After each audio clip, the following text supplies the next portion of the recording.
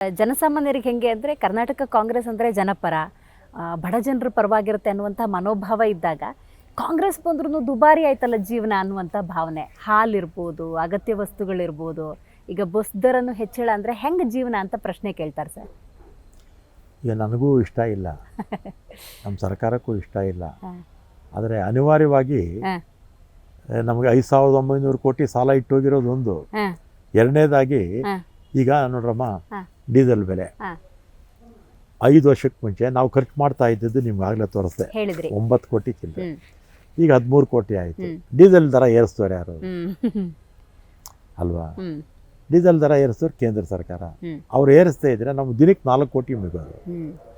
ಆಮೇಲೆ ಸ್ಯಾಲ್ರೀಸು 6 ಕೋಟಿಯಿಂದ 12 ಕೋಟಿಯಿಂದ 18 ಕೋಟಿಗೆ ಆಗಿದೆ. ನಾವು ಸ್ಯಾಲ್ರೀಸ್ ಏರಿಸ್ತಾ ಇರೋಕ್ಕಾಗತ್ತಾ? 4 ವರ್ಷಕ್ಕೊಮ್ಮೆ ಪರಿಷ್ಕರಣೆ ಮಾಡಲೇಬೇಕು. ಈಗ ನಾವು ಸ್ಯಾಲ್ರೀಸು ಏರಿಸ್ಬೇಕು, ಡೀಸೆಲ್ ದರ ಹೆಚ್ಚಳನೂ ಆಗಿರೋದನ್ನು ಬರೆಸ್ಬೇಕು. ನಾವು ಹೇಗೆ ಇದಕ್ಕೆ ಹೊಂದಿಸೋದು ನೀವೇ ಹೇಳಿ, ಇಲ್ಲ ಸರ್ಕಾರ ನಮಗೆ ಬೆಂಬಲ ಕೊಡಬೇಕು.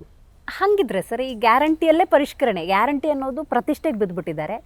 56,000 ಕೋಟಿ ಅಲ್ಲಿ ವಿನಿಯೋಗಿಸ್ಬೇಕು.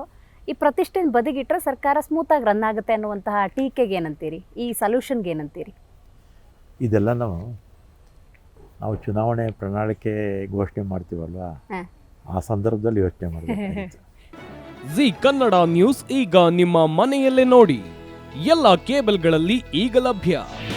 ನಿಮ್ಮ ನೆಚ್ಚಿನ ಜಿ ಕನ್ನಡ ನ್ಯೂಸ್ ಈಗ ಸನ್ ಡೈರೆಕ್ಟ್ ನಲ್ಲಿ number 292, Tata play number 1664, Jio TV number 1334, NXT digital number 30, in cable number 30, city networks 51, U digital number 162, GTPL number 17, Rockline telecommunications number 42, Shri Basaveshwara cable number 168, rural cable network 60, Vinayaka digital 57, Abhishek cable 821, city channel 53, Siddeshwara cable network 57, V4 digital Infotech 628, Surya digital networks 53, Gajanan digital number 836, Malnad infotech private limited number